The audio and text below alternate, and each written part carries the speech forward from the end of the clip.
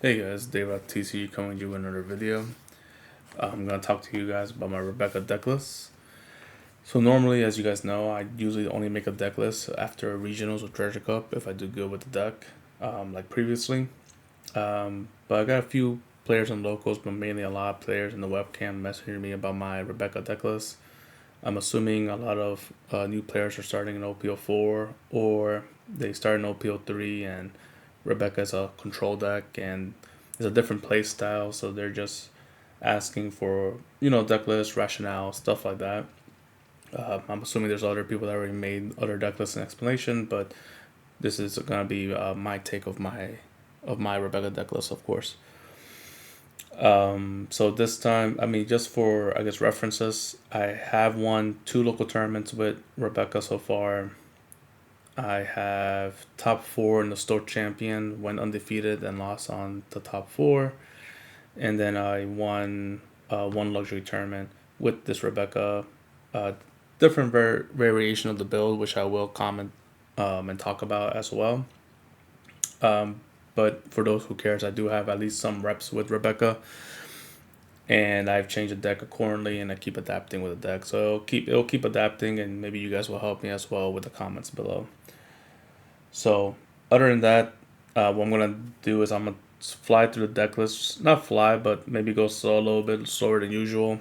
Even though I'm already a slow YouTuber here and I talk a lot, and give you guys my explanation of the cards. Talk about the cards since this is one of the new leaders and new cards in this OPO4 meta. And then in the end of the video, if I haven't covered it, I'll talk about mulligans, matchups, cards to sub in, cards to think about subbing out, and anything else that I missed throughout the decklist video. And then, and then we'll go from there. So let's go ahead and talk about Rebecca Leader and why she is so good. So the first change of Rebecca is that she's a dual color black and blue leader with 5 life but cannot attack. So right there, that's going to throw a lot of people off when you start playing this deck. The good thing about her is that for Dawn 1, if you have 6 cards or less, you can reveal top 2 and pick a Dressrosa card and put it in your hand. In this case, if you continue to activate her card effect, you stay around 6 or 7 cards in your hand if you activate her effect effectively. The other thing is that the other card that you don't pick up goes to trash, so it lets you build your graveyard size, which is going to be very important in the Rebecca deck list. So that is the leader. From there, we're going to go ahead and talk about the stage card. This is a leader that's just like Kyros, or most likely like Kyros, needs to run the stage card. The good thing, this is a 1-cost stage card, which reads, if your leader's Dressrosa, your characters that you play that are Dressrosa type can attack characters the turn that they're playing. That basically means your Dressrosa characters gain rush that turn, which is the only turn that really matters. But remember, guys, you still have to follow the One Piece rules, meaning that if your character does not specify to attack active characters, this just allows your characters to gain rush and attack rested characters. So just keep that in mind, just because I did have a few matches that people thought the Kyros that came out was able to attack active characters. The stage card is very important that you must run at least 3. You can argue to run 4, but I think less than 3 is not the play. I think 3 is enough. All you really need to see is 1, and because it is a Dressrosa type, you're able to grab it with your leader effect if it shows up. From there, we're going to talk about the search card, which is Rebecca herself.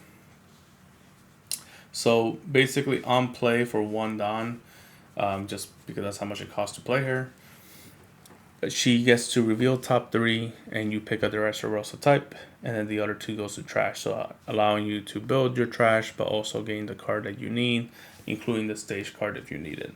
It is a 1k counter, is a must 4 of.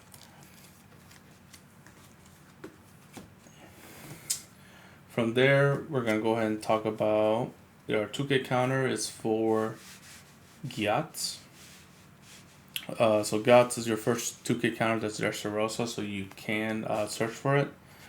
The other thing is if you do play him on the field, you're able to give one of your Dressrosa characters the ability to attack active characters. So if you already have your stage card out, you're able to play Rebecca, for example, then play Gyat.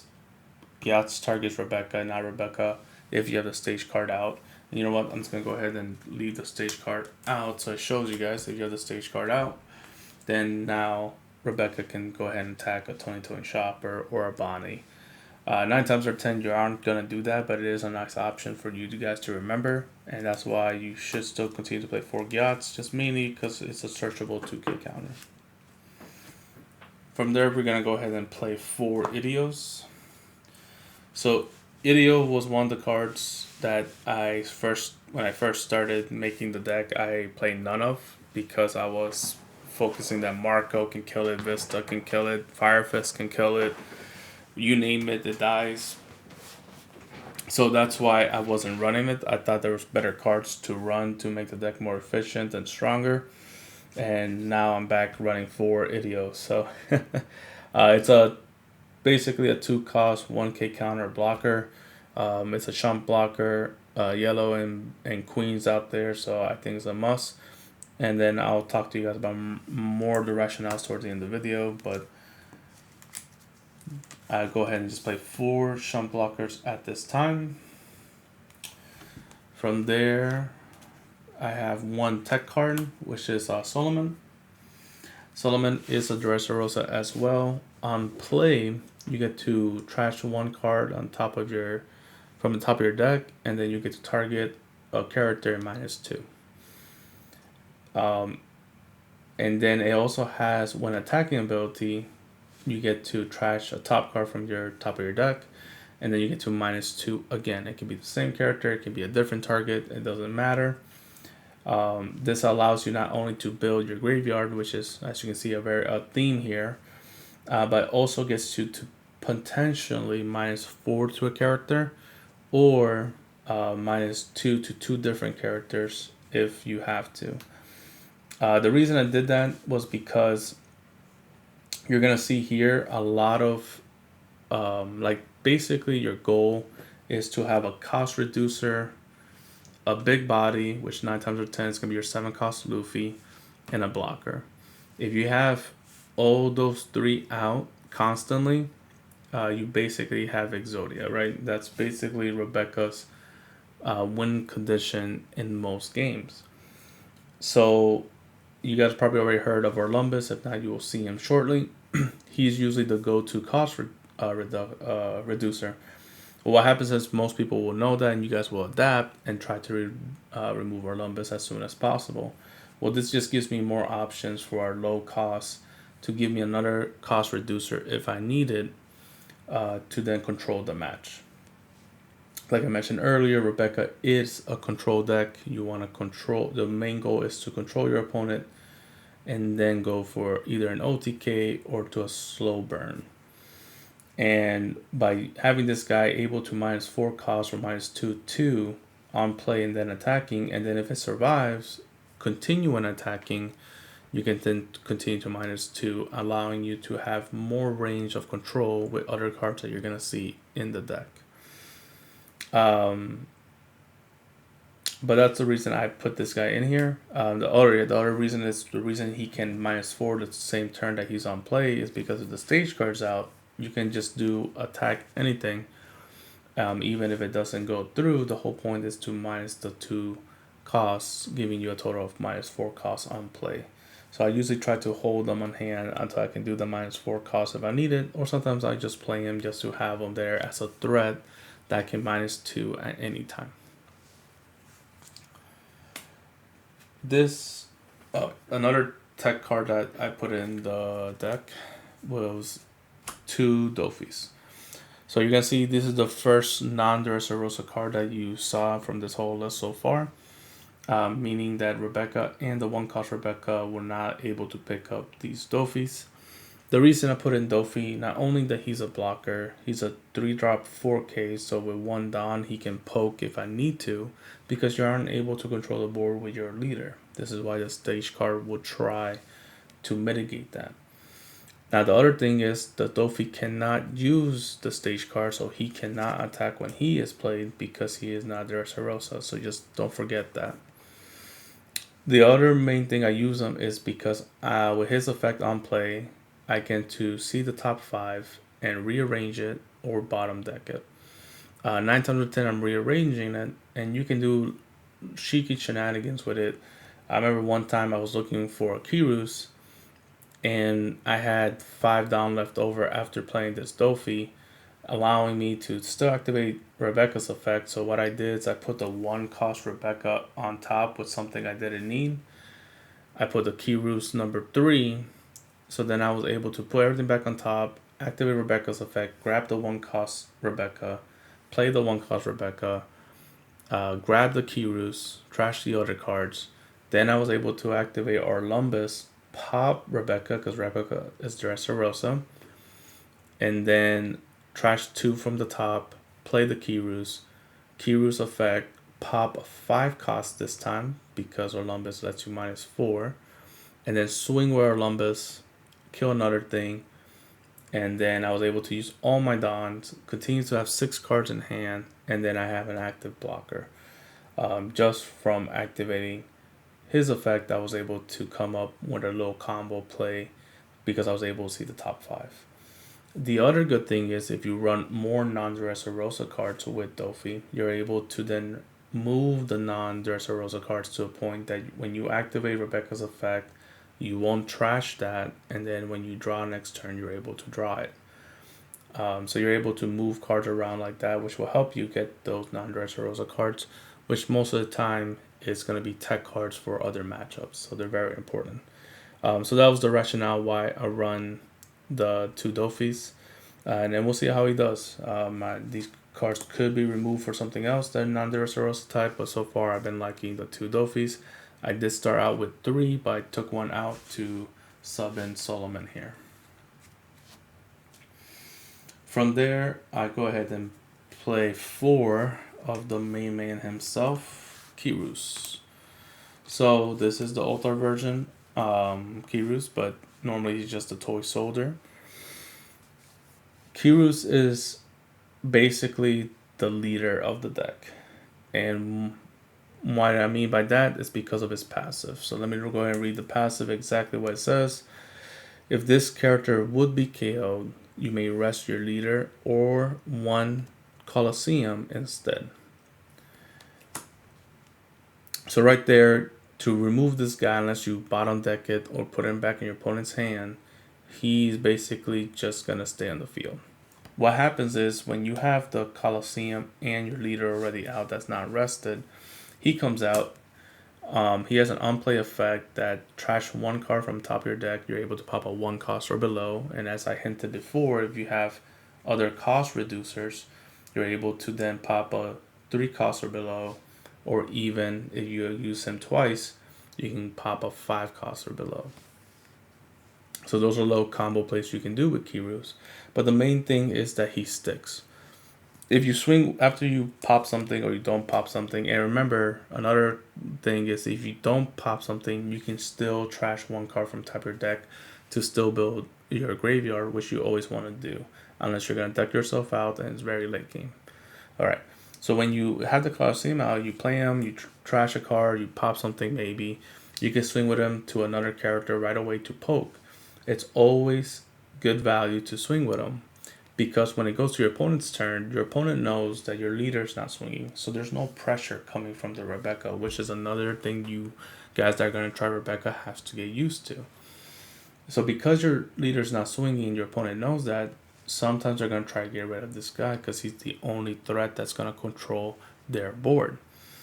Well, what happens is because of his effect, and you have Colosseum and your leader already not rested, if they swing 7k here, and you say, okay, it goes through, you can then say, I'm activating his effect. Instead of him being KO, I'm going to rest my stage card. And he stays alive. Then he has to go again and swing another 7k or 5k here. And then you're like, okay, I'll let it go. But wait, I can just rest my leader now. And not once per turn. These are both separate. So you can rest this, and then he just prevents the KO. You can prevent 2 KOs on the 1 Kyros. Now, if he attacks one more time for a 9k swing over it and these two are rested, then yes, you have to either block or counter out of it, which is still a possibility. But if you don't do that, then it finally dies. But you see how much resources they have to waste instead of attacking your leader or other players on the board. They're trying to control him, but they effectively cannot. Even if they do stuff like king, I use 6-drop king or 7-drop king to try to pop them, you can still rest these because it's still a KO effect. But Stardo, anything that like that, it won't die if you do this. Now, in the caveat is there is going to be cards in this deck that makes you rest this. And if you decide to do that and it goes to your opponent's turn and he is rested, they can technically swing over him and it'll be just a normal character, right? So you just be careful for that. But if you have this open like this and you attack with him, you can basically see him as a leader unless you're playing against blue. Because he's just going to stick on the field and he's just going to keep swinging, controlling the board just like how a normal leader would do, since you cannot interact with the leader so far and make it not attacking unless you 10-drop Dofi it and when the leader is rested. So unless that happens, the leader is usually not be able to stop attacking, stop controlling, and that's what Kyros does for Rebecca. And this is the only reason with Kyros and the stage card allows you to mitigate the fact that you cannot attack with your leader. And that's why Kyros is so important to play as a 4-of. So the people that are playing against Rebecca, is very important to bottom deck this card with 3 swords or Mihawk or whatever you need to do to get rid of these guys, because that's the most efficient way to get rid of them. Unless your opponent misplays or something happens where they don't have the stage card and their leader is already rested. So that was a whole explanation on how important Kyros is. Hopefully that made sense. Must play a 4-of. It's such a bread and butter of the deck. And just remember, it does not have counter, but you can search it because it is Dressrosa. Alright. That was a long conversation about Kyros. From there, we're going to go ahead and talk about another must 4 of deck, which is Bartolomeo. Bartolomeo is a 2k counter, but it's also a blocker. So it gives you best of both worlds. It is only a 3k, so be careful when you play him because he can get Marco and Vista as well as Idio. So then if you think that can happen, just keep him in your hand and use him as a 2k counter. He is searchable blocker and a 2k, so must run as a 4-of. From there, we played the next best common of OPO4, which is Orlumbus. So I kind of hinted this when I was giving you guys the explanation of the minusing 4 with Orlumbus, with the whole combo I talked about. So sorry for the sneak peek. But you guys, anybody that knows our Rebecca deck list, Orlumbus is a must 4.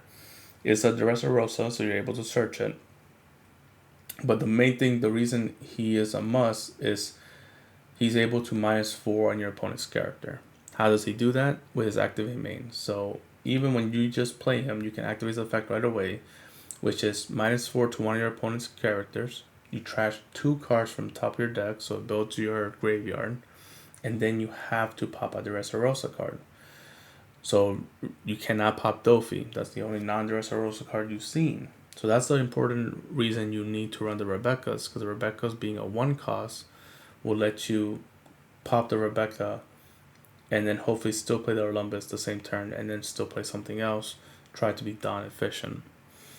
But 2 caveats with Orlumbus.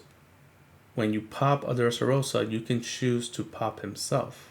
So if it's a pinch and your opponent has a big 10-drop and you need to -4 so you can get rid of it, you can play Orlumbus, activate Orlumbus on himself, -4 to that big 10 drop, and then do your other combo to get rid of it. But try not to do that. The whole point of Orlumbus is to stay on the field, to continue to -4, to continue to trash 2 from the top of your deck, to build that graveyard, and then control your opponent's field, because that's the whole point of Rebecca, is control, control, control. So what you can do is a little combo with Kyros. So there's 2 combos with Kyros, of course. The first obvious combo is that you guys already know, on play, he pops a 1 cost. So you play Orlumbus, you -4 on a 5 drop or less. You then trash your 1 drop Rebecca, hopefully, and then you play Kyros for 3. And then not only that, you're minusing 3 from top, 2 from Orlumbus, and 1 from Kyros. You're able to then build your Kyros on board, control your opponent's field, and then if they have something rested, you can swing with the Kyros. That's probably going to be safe. Now, another thing is that if Kyros is already on the board, you can then use Orlumbus effect on Kyros. And you guys already know, if you have your stage card or even just your leader, when Orlumbus tries to KO Kyros, Kyros can then say, alright, I'm KO, but let's just rest my leader instead of popping the Kyros. So not only you get to -4 on your opponent, you don't have to pop one of your cards because you activate Kyros effect. Now you just gotta be careful, because then if you do swing with the same Kyros, or with any Kyros, they only have to try to get rid of it twice because your leader is rested because you activated the effect already. So, but that's just another thing that I like to do, is when I have Kyros and Orlumbus out, I use the Orlumbus effect on Kyros, because Kyros won't die, and I still get the -4. So that's why he is bread and butter of the deck. The -4 is going to come in handy with a lot of other cards in the deck, but it also comes in handy with the multiple Kyros you run, so you can start popping 5 costs or below. And of course, if you have 2 Orlumbus out, you can stack it, right? But you just have to pop 2 of your own Dressrosa cards. Technically, you can target Kyros, right? Because then you can do Kyros, and then you -8, and then you play another Kyros from hand, popping a 9 cost or below. So just don't, use your imagination with it. You can combine it with the tech card that I run, which is a Mulligan, allowing you to on play -2. You attack with it, you -2 again, and then you can Orlumbus him, take him out, and then so then right there, that's a -8. So that's where all these combo potentials happen, so you can control big bodies on your opponent's side with Kyros or other cards. Alright, that's a big talk with Orlumbus. From there, we're going to go ahead and play another tech card. This is Cavendish. So Cavendish, the reason I like Cavendish, and it's only a 1-of because it's a non-counter card. It's a 5/6k, but it's a Dressrosa, so you can search them. When you play him and you have the Colosseum, you can swing with him the same turn like anything, but if you put 1 Don under him, he then activates his effect where he can attack active characters. So technically, when he comes out and you put 1 Don, you can attack any character, rest or active, which is a nice tech, and it's very good against Zoros, very good against Law. His second effect is even better, because if when attacking with the Don or without the Don, you can rest your leader, and if you rest your leader, you trash 1 card from the top of your deck, build in your graveyard, and then you can pop a 1 cost or below, just like Kyros. But his is when attacking, so it can happen all the time as long as he stays alive and attacks. But when you combo him with Orlumbus, now you can bring him out, put 1 Don on him, activate Orlumbus effect to -4 on a 5 cost. Let's say it's a 5 cost Law. You then can swing 7k to something else that's active, and then rest the leader to pop that Law, allowing you to control 2 things on the board, and then use him as a scapegoat, because most of the time your opponent's going to try to get rid of him, since his effect is very strong, unless he's going to go for game that turn. So a very good tech card. I really like him because of that reason of controlling the board, being a combo potential, and mainly able to attack active characters. The next card on the list is gonna be 4 5-drop Sabos. If you guys seen my other deck list video before, Sabo is, I feel like it's a must for any black deck from now to the next few sets that are coming out. Basically, it's a 5-6K body that's also a blocker. So right there is very good against the yellow decks. The other effect it has, it lets you draw 2, discard 2. So not only lets you fix your hand, see more cards, but in Rebecca's case, it lets you build more trash in the grave. And then the most important thing for Rebecca is all the cards that's already on the field gains the ability to not be KO'd by effects for your turn that the Sabo is played and for your opponent's turn. So this is very good against the purple matchups. Kyros, Kings, my jellies, blue-purple Kyro that likes to run the 9-drop, 10-drop. It's good against Lucy and Smoker as well. They run the 10-drops and Sakazukis. Because then when you play them, it prevents that strategy, allowing you to protect your whole board. And then if you have multiples of them in hand, you can continue to spam them every turn, allowing you to continue to control the board or as well do a slow bleed on your opponent's life. He's also a 1K counter, which is very strong as well because that's going to help you out a lot.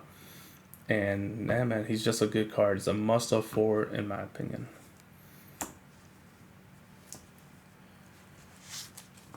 The next card on the list is going to be another tech card, which is, I can't even say his name, Hayudin. Forgive me for saying it wrong. But this is another card. I was running this as a 2 of. I dropped it to 1.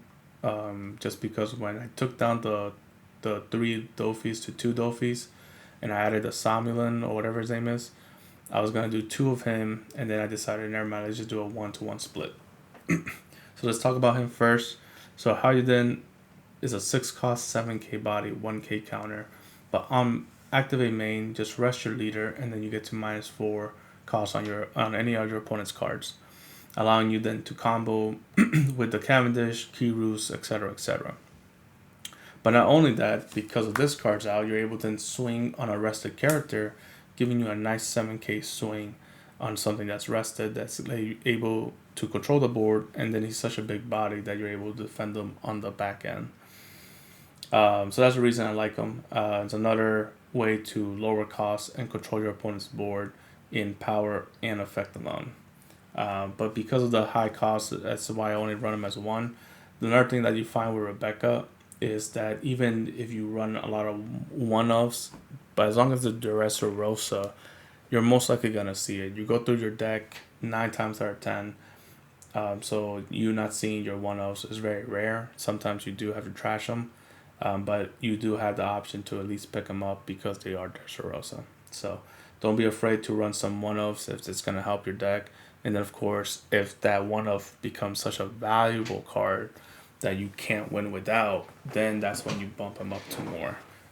But for those that don't like this 3-cost Solomon, I will recommend running at least 2 of him then if you don't want to run the 3 costs down there. And then the must-have Gear 4 Luffy. Gear 4 Luffy is such a powerful card. That's another reason why I love this deck, is that finally I feel like, I mean, you already had the 5-cost Luffy that's unblockable. That's a very strong card, don't get me wrong. But then another Luffy card that just feels like such a strong card. And Luffy being the main character of One Piece just resonates. And it's Gear 4, which is an awesome art. So that's another reason just to geek out, another reason why I love this deck. But his effect alone is just so strong. So his passive is you can't attack active characters. This pairs with the stage card right away, because then when you play him for 7, you can immediately attack anything that you feel like is a threat to you, as long as you can overpower it. If it's a blocker on the field, I just want to get rid of that blocker, I bring him out, swing at the blocker, and most likely it's going to go bye-bye, because the strongest blocker, well, unless it's a Sabo, then, or a Borsellino, where they can just do a 2K, but we'll just say it's a 2020 shopper, it's just gonna die, right? So you're able to control the field with him right away without using any Don. And then his second effect is you can take 7 cards from your graveyard, put in the bottom of your deck in any order. Doesn't have to be the Dressrosa, it can be anything. And it restands. And if it restands, you're able to attack with it again. So this opens up even more options. Now remember, when you first play him, you can't attack leaders, so you have to attack characters when you first play him. And if you activate his effect, you're only attacking 2 characters or the same characters. If you really want to get rid of it. But if you attack twice, that means I attack, activate his effect to bottom 7, restand, and attack again. He then is frozen, so then you can't attack with him again. Because on your restand phase, which is your following turn, he can't not restand. So this gives your opponent 2 turns to get rid of it. 9 times out of 10, your opponent knows he's frozen. They will ignore him the first turn, wait until their next turn to then answer the Luffy, because they know that's when it's going to restand. So to counter out of that, just to give you a quick little text with him, is you swing with him right away if you want, and then you activate his effect to bottom 7, you restand, and then you choose not to attack. So now he's frozen, but he's frozen standing. So when it comes to your restand phase on your next turn, he's already stood. So he doesn't, so then you can use him again to attack, and then you choose to restand him again on the following turn. Then you can choose to attack that time again. You see what I'm saying? Or you can just keep him standing and then just keep using his broken ability. So there's many options with him to not only control the board, but then if he does survive and you wait for the following turn, you can do a nice big double swing with him to your opponent's life. So Luffy being basically one of your characters that you're going to end the game with, such a strong possibility. The next card is 2 10-drop Kuzans. The 10-drop Kuzans are, in my opinion, a win more card, because when he comes out, it just makes the deck run much smoother. You don't need to worry about Orlumbus. If you do have Orlumbus, you can now start popping 10 costs and below with anything. If you just have him, you're popping 6 costs or below, or even 9 costs or below, and there is going to be some 10 costs and below that you will see with just having the Kuzan out. So what does Kuzan do? When he comes on board, he -5 on everything on your opponent's field constantly on your turn. And then on play, so not only that he -5 right constantly, but when he comes on play, he pops a 0 cost. So the -5 goes first. So let's say there's a 5 cost blocker law on the field. You play the 10 cost Kuzan, you're able to pop the 5 cost law right away, because the 5 goes to 0 first, and then his on play effect activates where you can pop the 0. Now that's only a one-time effect where it's the on play effect, but then the main thing that you have him out there for is that -5. And now if you have already Orlumbus on the board, you can use Orlumbus effect to -4 or something, and now when he comes out, you can pop a 9 cost or below, like the Yamato. Yamato's out. My turn. I think the 10 drop is the way to go. I have Orlumbus on the field. I activate Orlumbus effect on himself, for example. -4 on the Yamato, and then I play Kuzan, which minuses 5 more. 4 plus 5 equals 9. 9 cost Yamato goes to 0. It dies. So once he's out, he minuses 5 across on your opponent's field. So now your Kyros are killing 6 and below. Your Cavendish is killing 6 and below. And then again, if you combo more with it, you're able to then pop 10 and below if you have Orlumbus or the Solomon guy, or if you have the Hayudin guy. All that will combo with this 10 drop, making the matchups much easier. But remember, that's why this card is considered a win more card. He is not a card when you're trying to fight for your life when you're behind. And that's the reason I only played 2 of. Another thing is he is not a Dressrosa card, giving you another 2 of, not Dressrosa, you have 2 Dolphys, 2 10-drop Kuzans, giving you 4 Whiffables, which is not bad. And then if you have the Dofi out, you can always rearrange them so it doesn't whiff. From there, we're going to go to events. The first event I have for you is the Bastardos. So Bastardo is a good removal event card for 4 costs. You can pop a 4 costs or below. Basically, so it makes it easier. 4 costs for 4 costs. It's also Dressrosa, so you can search it. So you can search your event remover. But here we're going to talk about a subject of trash. So the whole point of this deck was to build trash, and there must be a reason why. Well, not only one of the reasons, as you guys already know, is that you can spam the 7-drop Luffy's effect. You can only use his effect once per turn to restand, but if you keep him alive, you can then keep doing that every turn, as long as you have 7 in the trash or more, right? Well, Bastardo says if you have 15 cards in your trash or more, you can then pop a 6 cost. Very important. And remember, if you combo that with Orlumbus is -4. So if you have 15 in the trash, then 6 plus 4 is 10. You're popping everything with just a 4 cost event card. If you have 15 in the trash. If you have the Solomon guy, which is a -2, -2 plus 6 is an 8. If you have 10-drop Kuzan out, 6 plus 5 is 11. You're still popping everything. So late game, this card becomes a menace, and then early game, it will help you get there to the late game. And remember, you can always recycle your cards with the Luffy, which is another important concept, which I'll talk about towards the end.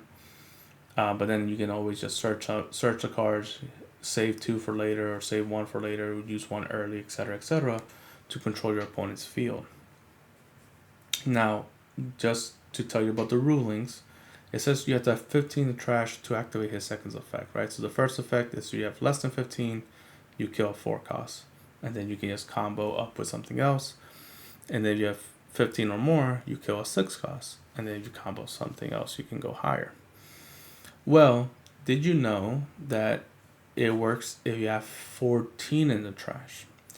So if you have 14 in the trash, so let's just pretend that this is my trash right here, and it counts as 14.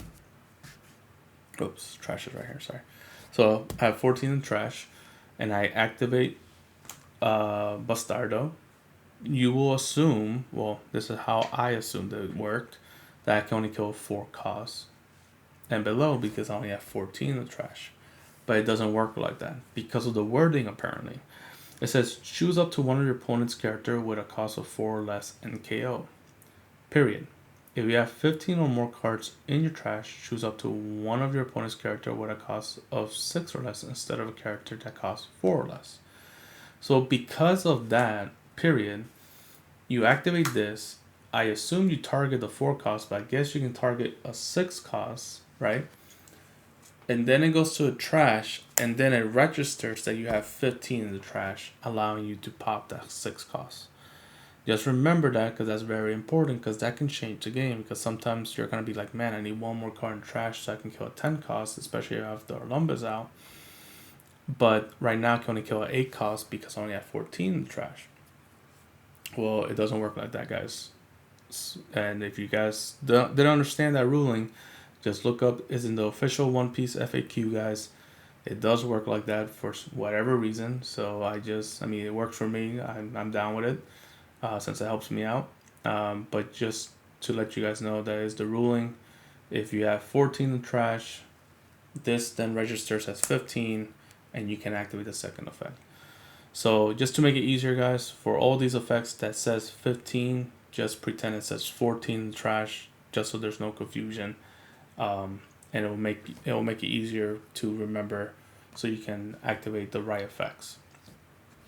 All right, so now that we got that out of the way, if that made sense, it also has a nice trigger. The trigger says that on trigger, rest your leader, and you can pop up 5 costs or below, which is a nice magic number that if they are swinging out on you, you can then pop their lob blocker right away, allowing you to hopefully go win it back in the kickback. So, I've been talking a lot. So anyways, guys, so nice effect, nice trigger, and searchable. I feel like you need to run 3 I was running 2 at one point, but because how good it is and you need to control your opponent, I think 3 is a perfect number. You can argue maybe 4. But the reason I did not put 4 was because I have other event cards in the deck, like 1 Red Rock. So instead of running 4 Bastardos, I went ahead and added 1 Red Rock. So Red Rock I feel like is one of the best cards in the game right now. Basically for 6 Dawn, you get to bottom deck anything. 10 cost, 1 cost, whatever you name, it just bottom decks it. So this card is like an emergency card for me, to a point that, as you notice, a lot of my cards that I'm popping big bodies, like a 10 drops, I need a 10 drop Kuzan out, I need Orlumbus out, I need to have 14 the trash technically, I need to have the Solomon guy in my hand, or I need to have Harjuden out. All those card reducers, which 9 times out of 10 you're going to have something out, which is nice, but if you don't, if your opponent knows how to control your board, or you don't know how to manage your board, or there may be a game you don't see it for whatever reason, then this is another fail safe that no matter what you have on the board, you can always get rid of their big body with just Red Rock here. And that's the reason I run 1 of. If you feel like you always have the combo potential on the field where you don't need this, because as long as you have the 10 drop Kuzan out or the Orlumbus out, technically you can just run 4 Bastardos and you'll be good, as long as you have 14 to trash. So that's going to be your choice. If you feel like running another Bastardo, because you can search this card and you cannot search Red Rock, so making this number 5th non-Dressrosa card. Or just if you feel like you don't get a lot of combo potential, you feel like you never have cost reducers to fully activate your event cards to kill their big bodies, then I would recommend 2 Red Rocks, because the chances of you whiffing on one of them is higher. But anyway, so that's the rationale why I run 1 Red Rock, just in case. And there is the argument that just because I'm running 1, there is a chance I won't see it or I'm gonna trash it. But it's okay. It's like I said, it's only for an emergency. The chances that I should be fine with my combo plays. But I just like to have as a 1 of, just because you never know. Now the other thing is, it also has a good trigger. The trigger is, on trigger, you get to bottom deck of 4 cost or below, so it helps you out too. But that's my rationale for 1 of Red Rock. I keep taking it in, taking it out, take it in, take it out, and so far I like it in. Just because you still have the big bodies against the crocodiles, the yellow decks, and the queens. Moving on to the next non-Dressrosa card is 2 3 swords. So 3 swords, I feel like it's a must. Like, there's an argument in my head sometimes to just do this 3 swords, but like I gave you my rationale for Red Rock, so we're gonna keep it like that for now.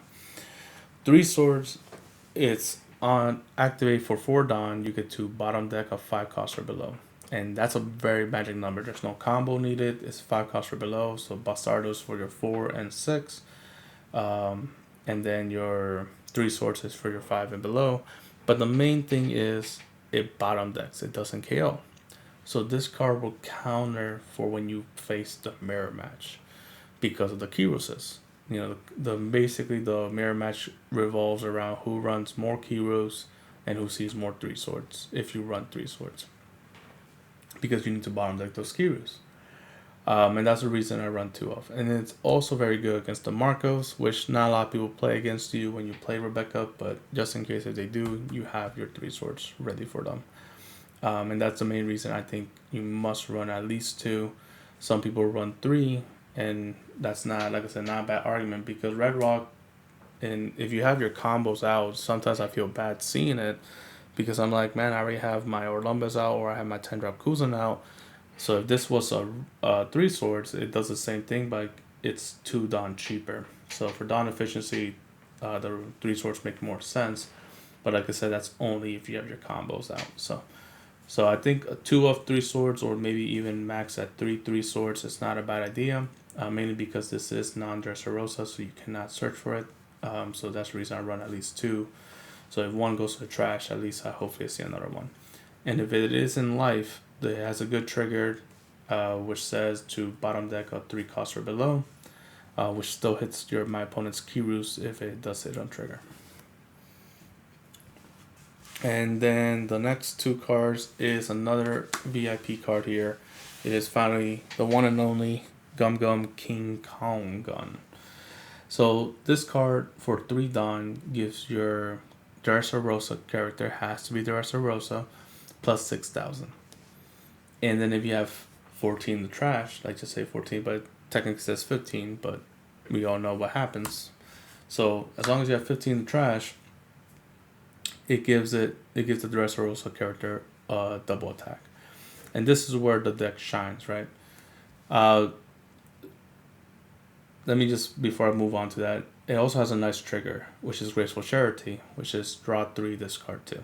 So it has a beautiful trigger, has a double attack chance for you to come back, and it has a plus 6k, which helps you either control against big bodies or guarantees the hit to life, right? So in the beginning I was running 3 of because it was just such a good card. On trigger, you want to see it.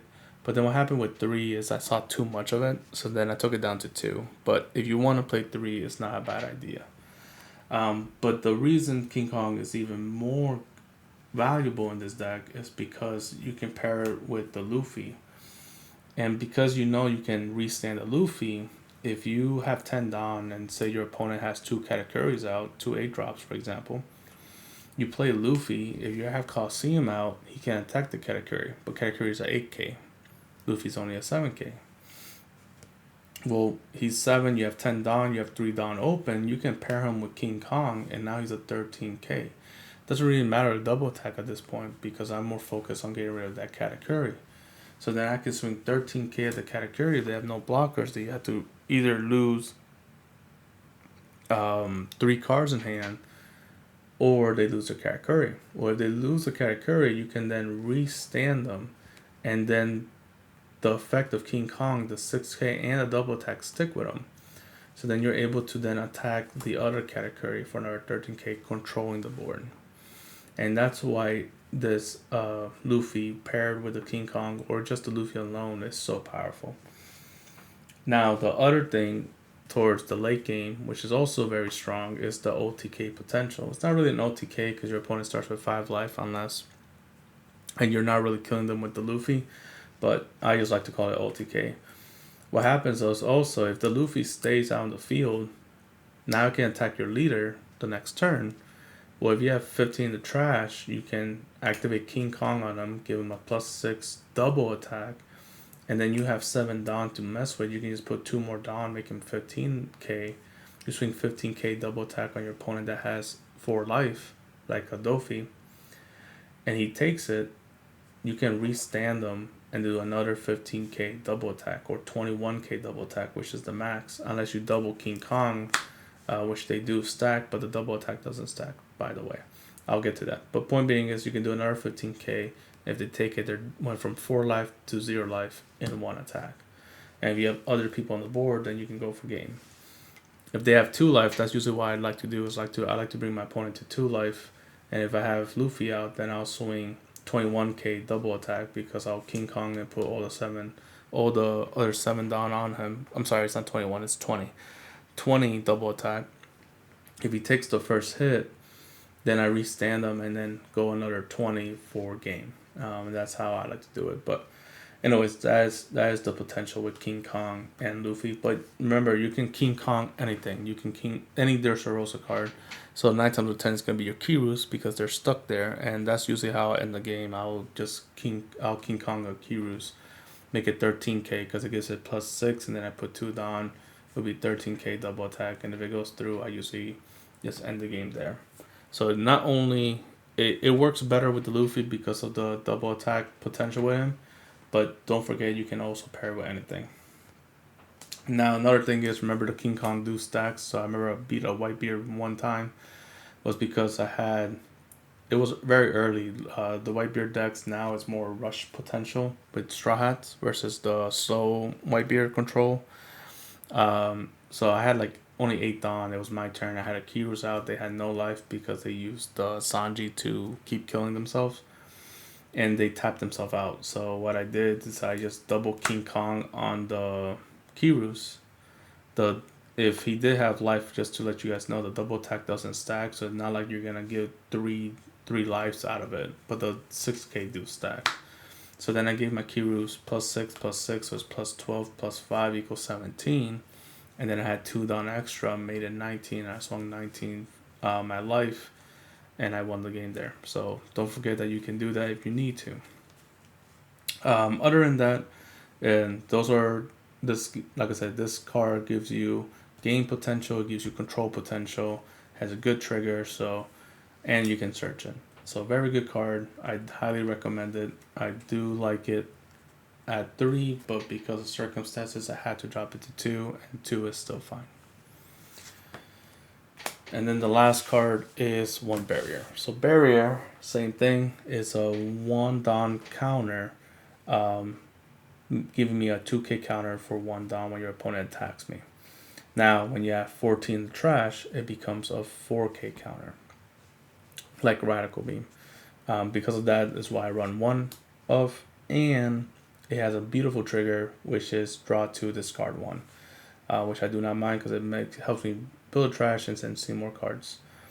I was running 2 of, but Rebecca, the more you play Rebecca, you're going to see that we're very Dawn efficient, so it's hard to leave an extra Dawn open every time, and that's the reason I only have 1 barrier. But it's not bad running him at 2. You can see the deck is a little tight depending on how you want to play it.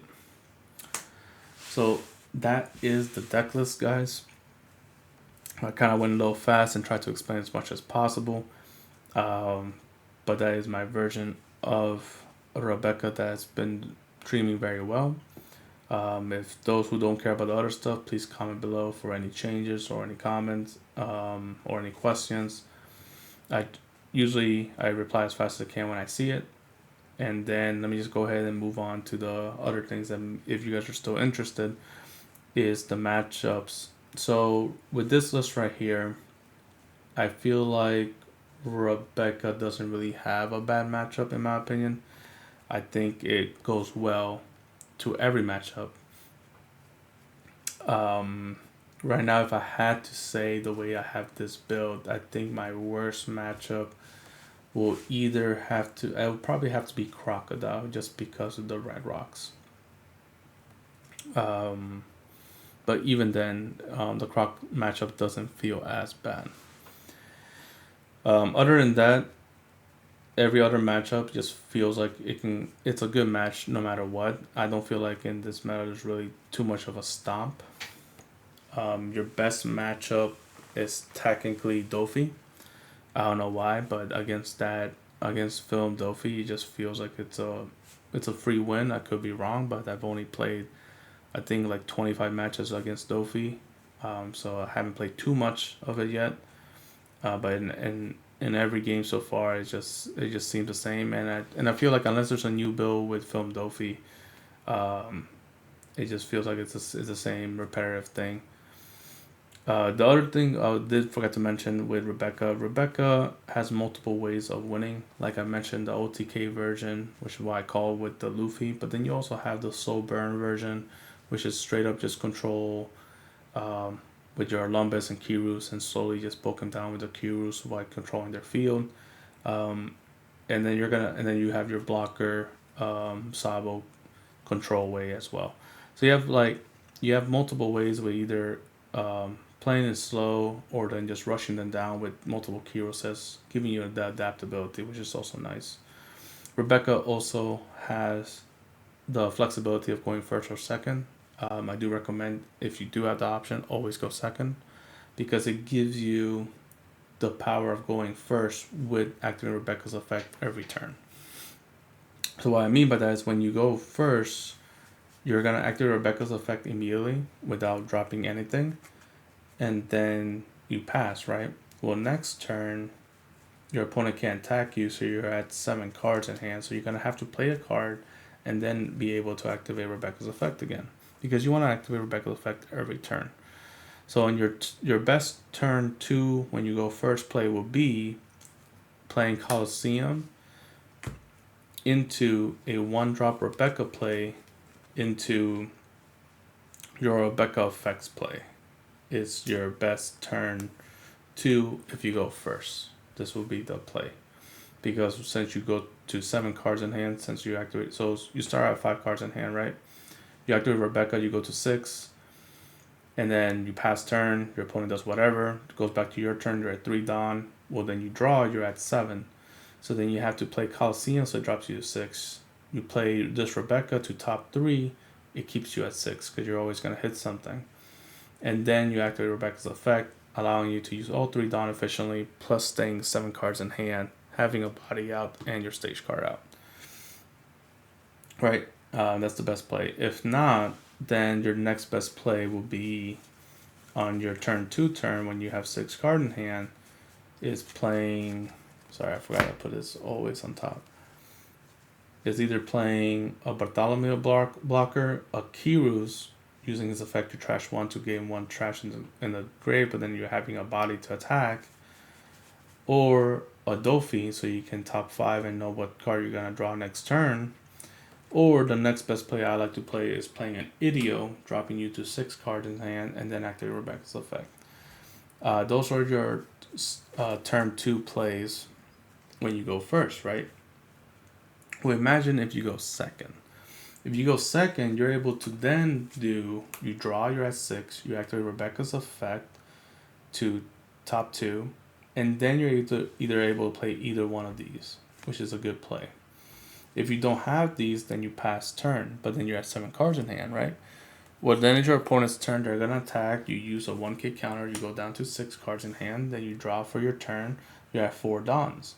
Well, then now you can play easily either Bartolomeo, Idio, Stage Card, or Kyros, or even Dofi. And Dofi will be the best one because then you can Dofi, rearrange your top 5, and then guess what? You're down to 6 cards in hand, so then you can activate Rebecca's ability, which is even more efficient for you, keeping you at 7 cards in hand, a body on the board, and it just feels nicer. So again, going first is not bad, but going second just lets you stay at 7 cards 9 times out of 10 versus staying at 6 cards 9 times out of 10 and giving you a better body on the board. So that is my recommendation. The other thing is I'll tell you what to mulligan for, and then we'll go into the substitute cards. So the mulligan cards I like to look for is usually non-Dressrosa if possible. So for the Zoro and Law matches, I try to mulligan for a Kyros, a Thousand Worlds. I think that's basically the main 2, or sometimes even a Cavendish. As long as I see one of these, I'm mainly the Kyros though against Law and Zoro, I'm pretty much happy, which is not bad. So one of these I'll keep. If I don't see any of these, I will mulligan against the Zoro and Law. Next up will be against Whitebeard. For Whitebeard, the only thing I'm looking for is Orlumbus. As long as I see Orlumbus for the Whitebeard matchup, I am fine. And then, sometimes you just don't see it. So then the other card I would like to see against Whitebeard would technically be Bastardo or the one drop Rebecca. So you want to see this mainly, but if you do see these, they're not bad because this can get you to either one of these. This will help you slow down the game until you get to Orlumbus. For Croc, Blue Yellow Queen, and Katakuri or Big Mom, I try to look for 10-drop Kuzan,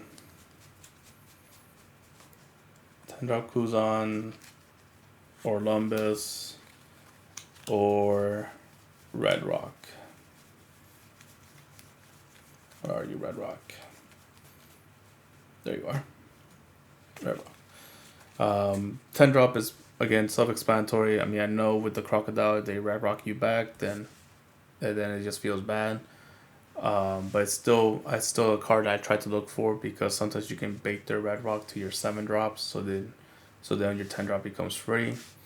So I still try to look for it because anything else I can search for. And then of course a red rock, I'll actually like it like this. A red rock is actually the best thing you want to see against the croc, the yellow, or the queen. Just because you're able to bottle that they're big boys and then still build board.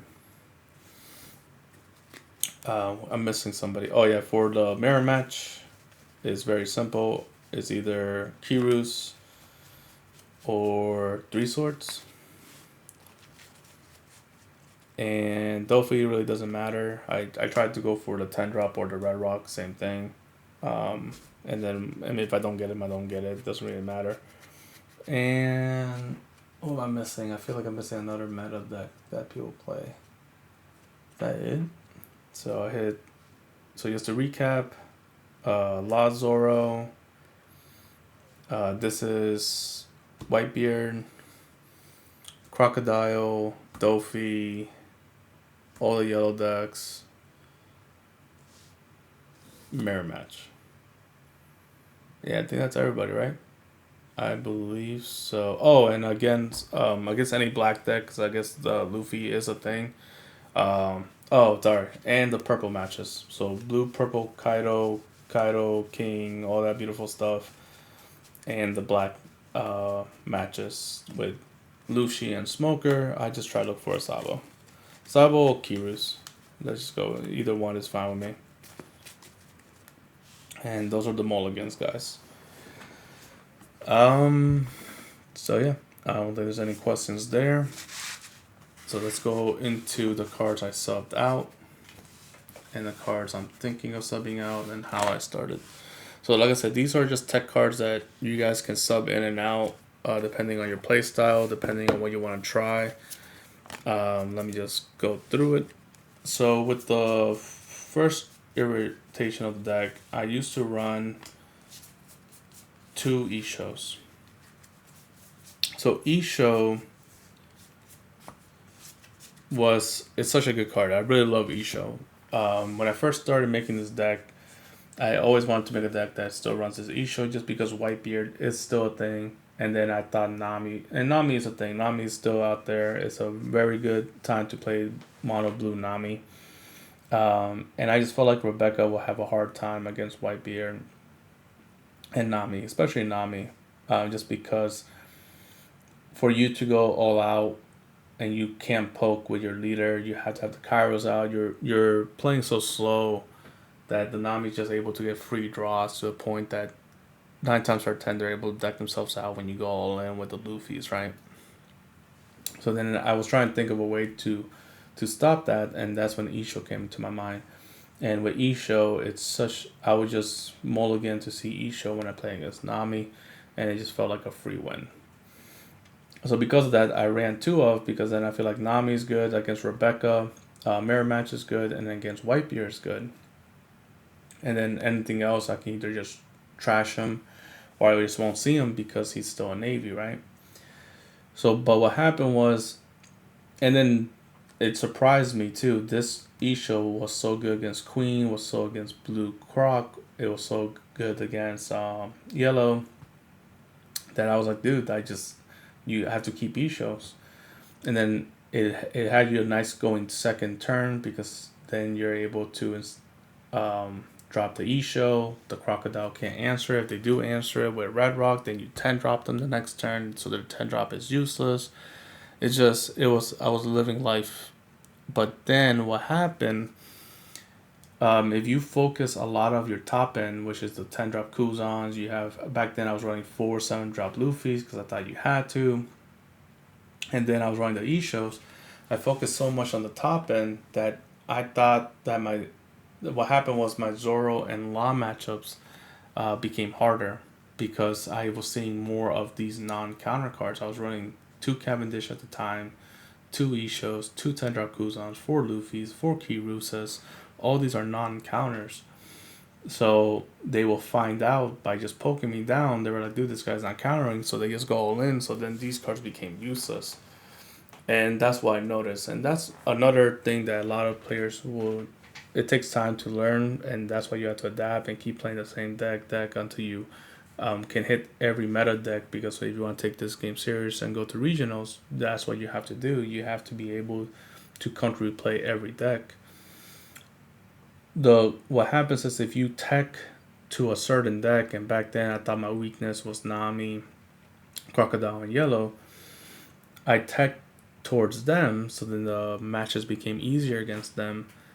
But then it gives you a weakness to the fast decks. So if you tech towards the higher tier decks or the slow decks, you become weaker to fast decks, and then if you tech to fast decks, you become weaker to high slow decks, or higher cost decks. So that's where you have to find the medium where you're able to answer both. Unfortunately, when you do that, then you're not amazing on either or, but then you're not trash on either or, if that makes sense. And that's where I want to have Rebecca at. I want to have Rebecca where I can play every matchup and have a winning chance, at least a good 60% or more on each matchup. Is you try to make that as your goal. Sometimes it's not possible, and then there could also be a rogue deck that just comes out of nowhere that you were not testing for, and that's a whole different story. But that's usually how I try to build my decks: is to have a good percentage on every uh, meta deck, and then you try to account for the rogue decks as best as you can. So because Isho made me weaker on the beginner decks, I had to take him out.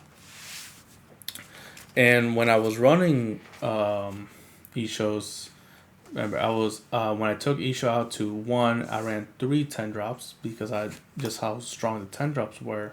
But then this also made me weaker with the Law and the Zoro matches. 2 Cavendish was the tech for the Zoro and the Law. But the problem is Cavendish became weak. You became weaker to the higher tier decks because Cavendish wasn't really as good for them. To be honest, you have the combo cards.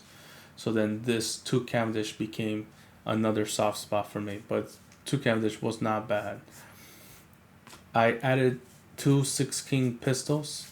2 6 King pistol was a 0 drop, trash 1 card to gain a 3k counter. And it also had a nice trigger, which is draw 1 and KO 1 cost or less. What happened was I was running so much non-counters, either 3 Kuzans with 1 Isho, 2 Ishos, 2 10 drops, 4 Luffy's, that I thought 6 King Pistol will be the answer for that. Especially since if you start taking life early, you have too much cards in hand, you can't activate Rebecca's effect, which became a problem. So then 6 King Pistol not only able to slow down the matches by letting me block for 8k, it let me also trash a card. But then it's not Dressrosa, so sometimes I was just throwing them away. But it's definitely not a bad tech. I was running 2 barriers at one point. 2 barriers just becoming very good, but then I found out that I don't have that much down open 9 times out of 10.